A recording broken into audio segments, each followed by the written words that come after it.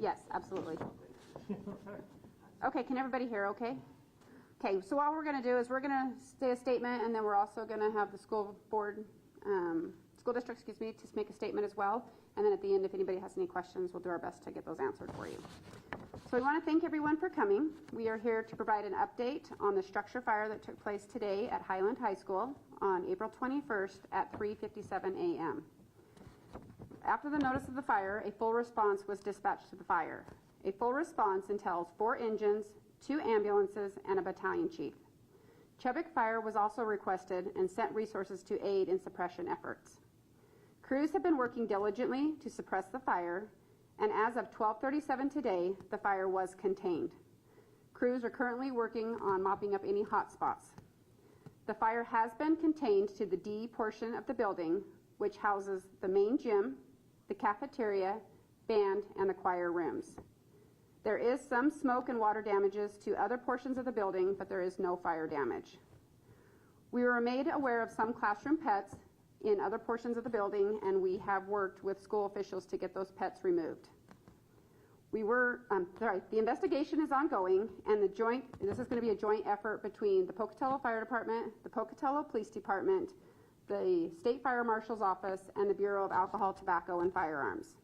This investigation can take several days. We want to thank all the agencies who have reached out and offered assistance and resources, as well as several community organizations who have provided food and water for emergency responders. We ask the community to avoid the area while emergency responders continue to work and investigators do their job to determine the cause of the fire.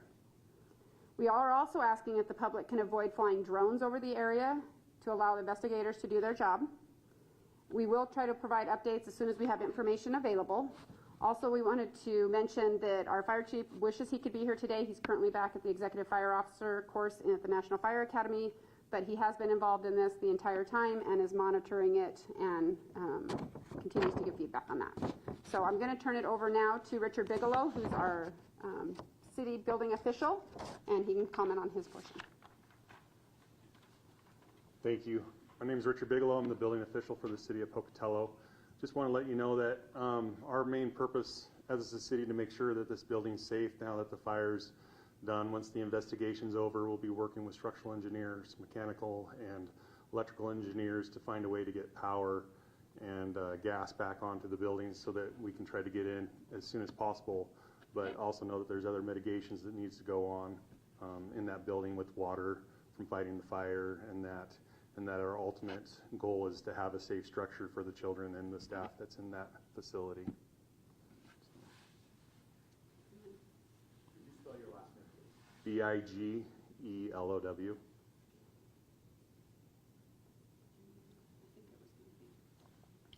Yeah, I think Courtney mentioned you wanted him to talk, right? Okay. All right. Thanks for coming, and just to share with you a little bit where we're at. I'm going to have Courtney Fisher, our communications coordinator, come up and talk to you about the communications that we've provided to the community thus far. We were able to meet with Highland administration early, like the formal meeting was about 9:30. The informal meeting was at 4:30. And so we were able to start discussing how we move forward, both immediate needs, short-term needs, and long-term needs. Then we also met with the staff today at about 11 a.m., and we had about an hour and a half discussion with them as how we move forward. The amount of support from our community has just been tremendous. So other community officials have also reached out. We have had support. We have support here from the Department of Education.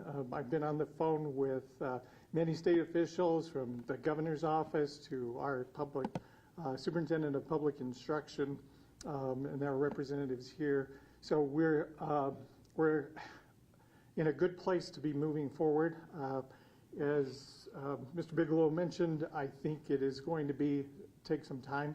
This will not be a sprint. It is definitely going to be a marathon. We are hopeful for the best outcome possible and try to return students to that building, but only when it's safe. And so we put together a bit of a plan. I'm going to have Courtney outline some of those details for you. And then I assume we'll have time for some questions after.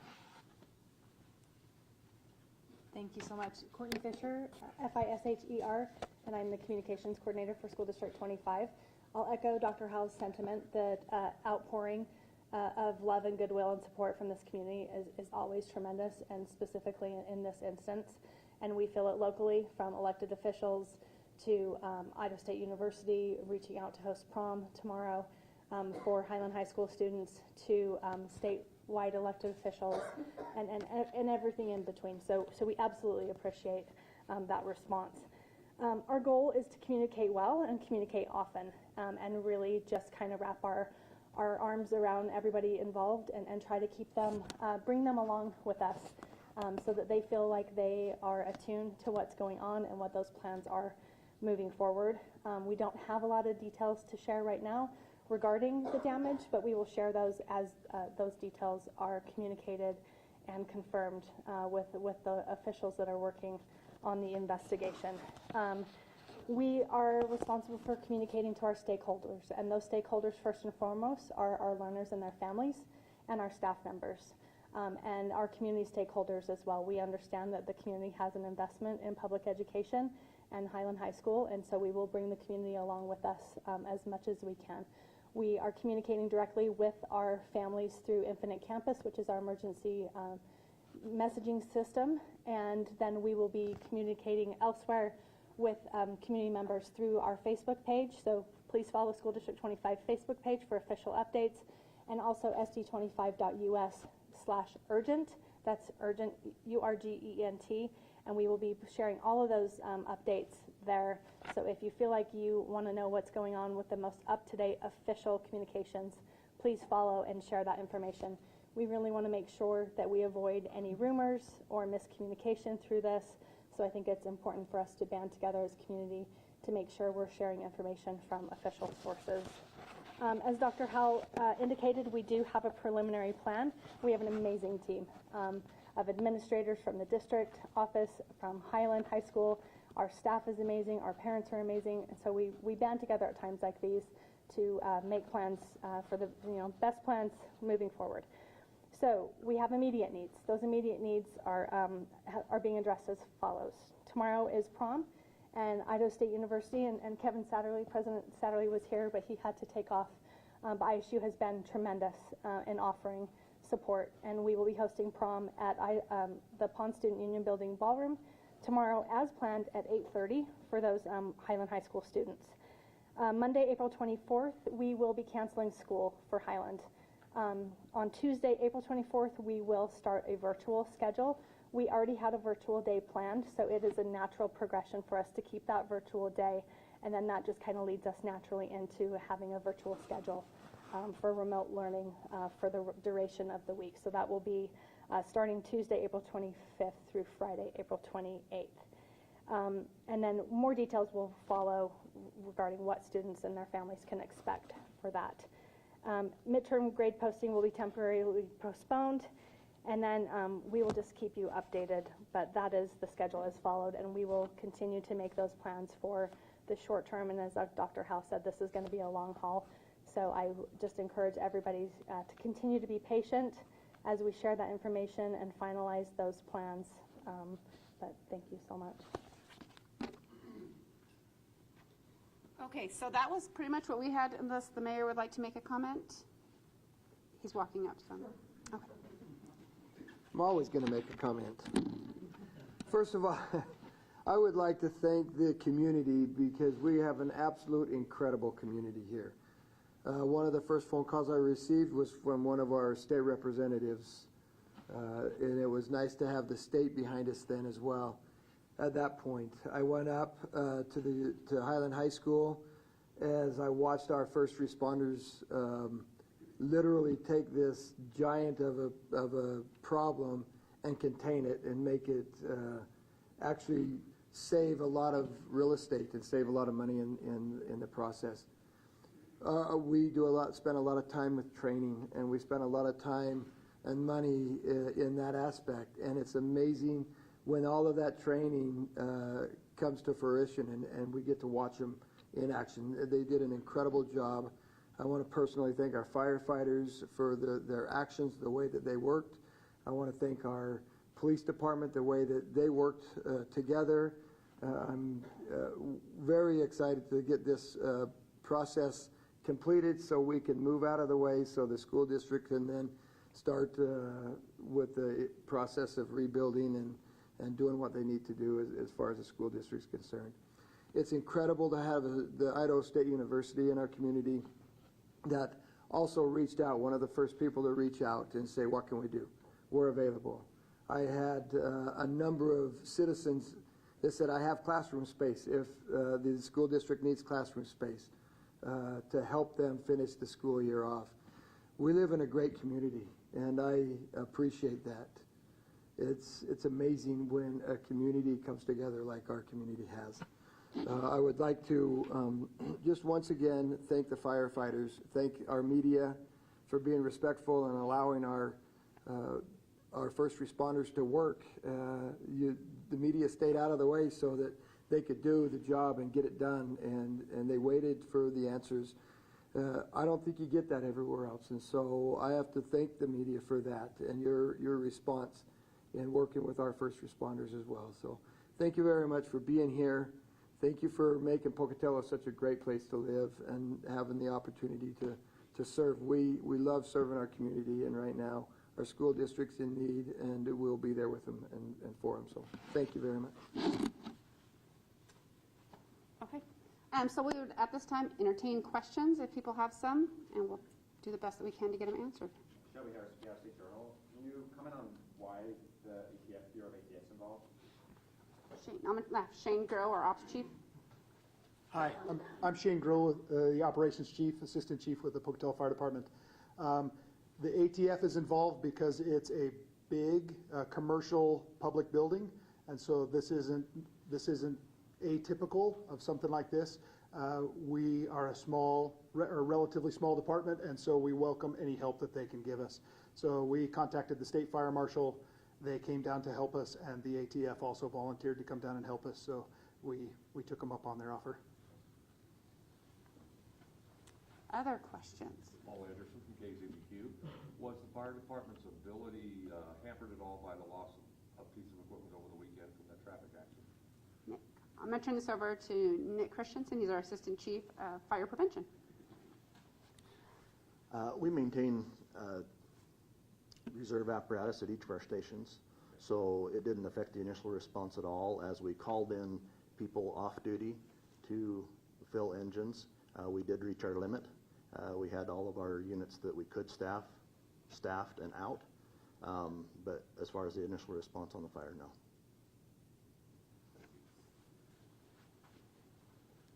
Jim, I don't want to stand up because the camera's not behind you. The ATF, are they responding from Boise, or are they already here? I don't know if they have some personnel on site. I believe their team is responding from Denver, so they're not on site.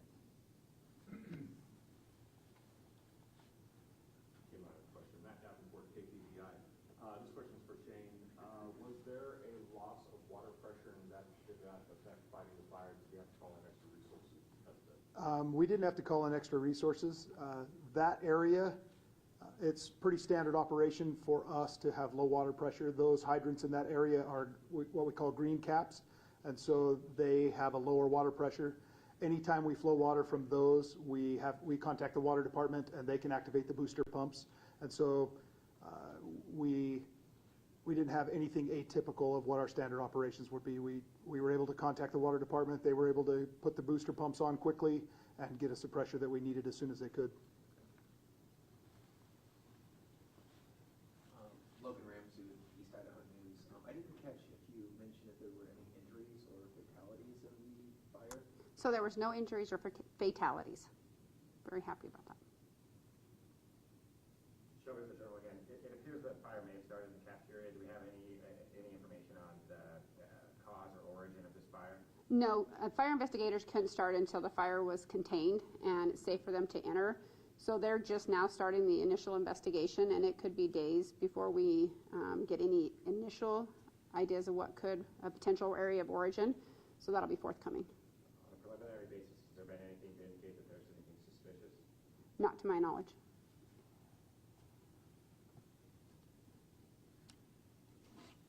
Any other questions for the school district?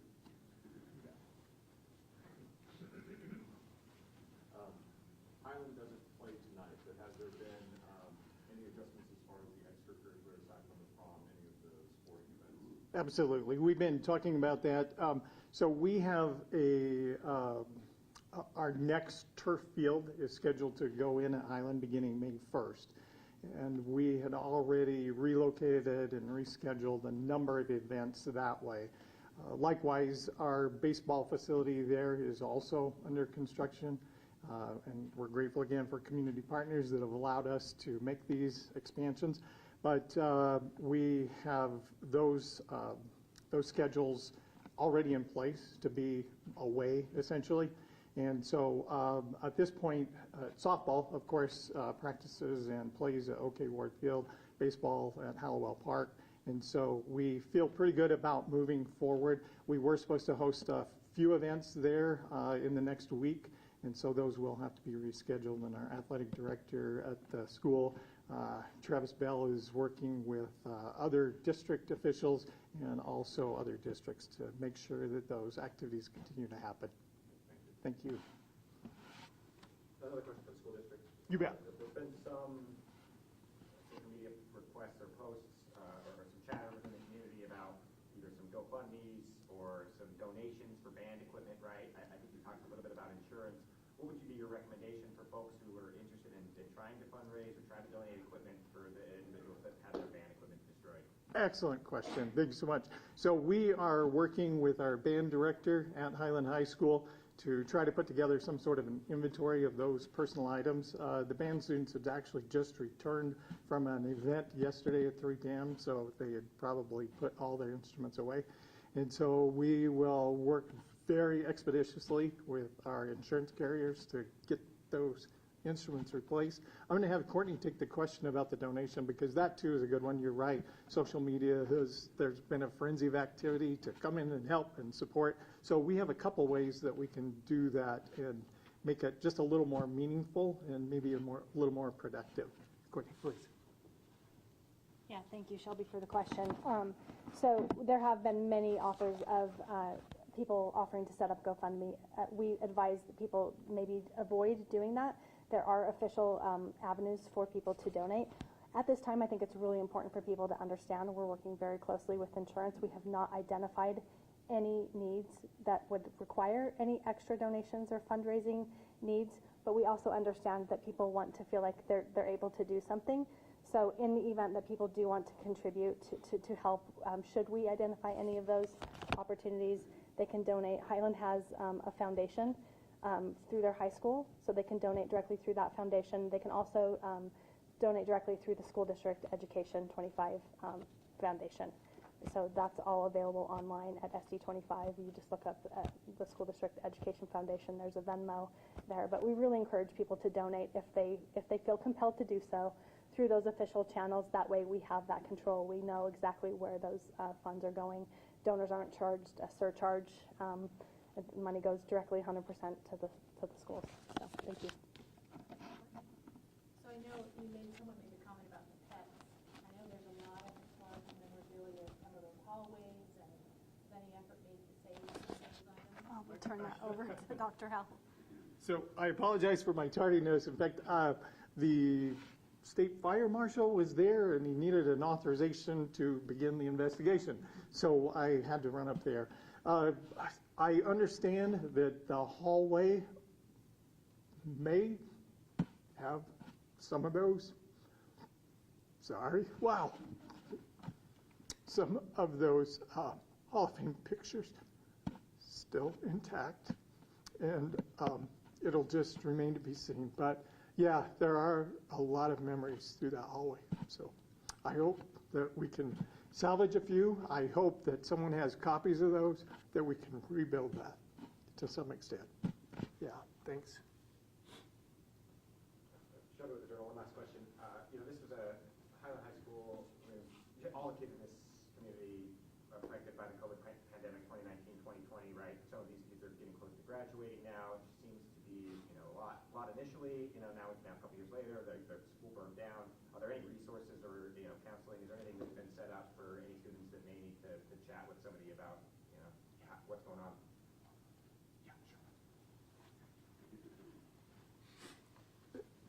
Great question again. It has been a rough go for a lot of our students. So we're looking at, we're working with our counselors at Highland High School and also our district support services, which is Tanya Wilkes, and she and the counselors and Highland administration, I think primarily Jenna Wilcox, will be working with that group. We're going to set up some supports, and in fact, there's an online system that we used during COVID. We're going to reactivate that, so if students need a place to come, a place to talk. I think we preliminary talked about using our new Portland Valley Technical Building, the former Allstate building. We have some office space in there. Perhaps we can relocate our Highland administrators there for this week, and who knows what the duration of that might be, as well as some counseling. We would like to also bring back some sense of face-to-face learning, and again, whether that be through our ISU channels or the other community offers that we've had for space, whether it's an AP class or one of our DLP classrooms, which are some of our resource classrooms and some of our special needs students. We want to get them face-to-face as well. So we will be working that out this week, and we'll see to what extent. But again, we want to create those face-to-face opportunities best we can. Kind of piggybacking off of that answer, have you been in contact with the teachers, staff, faculty at Highland, and have they kind of offered any opinions on how to improve from COVID distant learning and virtual learning? Again, good question. We met with Highland staff at 11 o'clock this morning, probably just over an hour. Mr. Brad Wallace is here. I'm going to ask Brad to come up and maybe speak to that a little bit and what he's thinking, feeling, hearing, texting, messaging, all sorts of things. But, the staff did say if we're looking at an extended period of time, please let us know now, because the unknown makes it that much more difficult. So we will do our best. Obviously, this is really early on. Are you expecting a long period of virtual learning at this point? I am hopeful that it is not, but I think realistically, again, based upon what we've heard, the preliminary indication from the fire department is that there could be potentially a great deal of water in some of those lower hallways. And so, this morning I thought, we could be back in the building maybe in a couple of weeks. And just looking at the amount of damage that has been caused as we think about demolition to that damaged structure, keeping our learners safe, I don't know what that looks like yet, but it could. Today is midterm, so we are at 6 weeks before the end of school, and we'll already extend 1 week, as we mentioned, into virtual classrooms. And so that balance of 5 weeks, unless they give us the go-ahead and say structurally, mechanically, it is safe, then we will be looking at alternatives. Brad, would you like to come up and just comment about the staff and maybe any thoughts that you have? Sorry to pull you out.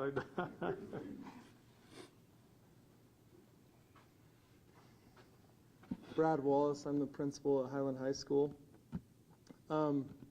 It's been an emotional day today, and so as we met with staff, after we met with staff, we also met with our student government students to gain feedback from them, like was asked about what could we do to improve the situation if we have to go virtual. And so we had some good feedback from our student government students who have been through that, and we're listening to them. Like Dr. Howell said, the goal is to have some face-to-face time, whether that's in a hybrid situation, but all that remains to be determined on how things move forward. We are overwhelmed by the community support, the love that we have felt. You don't realize you know, when you're in a building, it seems silly that a building could have such an emotional impact. You know, we were thankful that no one was hurt, but we're all hurt. Alumni have been reaching out, and it hurts when a building that you have been in and have memories and experiences that are tied into that building is destroyed. That's hard. So we are grateful for the support. It's been, like I said, overwhelming how many people have reached out from all over the nation and willing to help to any way they can. So we're thankful for that. Any questions for me? This is kind of similar to what you were already talking about, but what's like been the reaction from the teachers and staff that you talked to as happening? Great question. So our teachers are student focused, and that was their first concern. Their questions were directed to how can we support students? How can we make sure that their grades are in? How can we make sure that our students that are going to take the AP test are supported? How can we make sure that our students with special needs have the resources that they need and that we're supporting them? So that's been the main reaction. And I know that teachers are reaching out to students already to check on them and make sure that they're okay. Good question.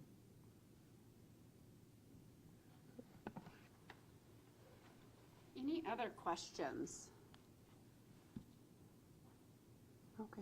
This might be kind of a weird question, but like from when we were looking at like the initial pictures when the fire was happening, it looked massive, like the whole thing was going to burn down. I'm kind of wondering how the fire department managed to like contain the fire to the area that it was in. Good question. I'm going to turn it over to Shane Grow to answer that. He's our ops chief. Thanks. I'm gonna try to explain. We do a lot of training on commercial structures. The vast majority of what the fire looked like was from hydrocarbons burning. The roof is made of a membrane that's a rubber plastic membrane that burns. There's a lot of plastic in carpet and interior finishes that we have. So we were fortunate that this type of building is constructed as safe as possible. It has fire breaks, it has fire doors, it has fire suppression systems, and so we were able to, because we're familiar with this building, we were able to know where those fire breaks were, kind of draw a line in the sand at that fire break and take it from there and just hold our ground. And that those construction techniques and safety things that our building inspectors and Fire Prevention Bureau insist on and code officials insist on really made the difference, and that's kind of why we were able to hold our ground and keep it from spreading throughout the rest of the building. Any other questions? Was there any construction or remodeling going on at the time? I would turn that over to the school district. Nothing on the interior. Everything that we're doing, we're looking at the exterior of the building. Yep.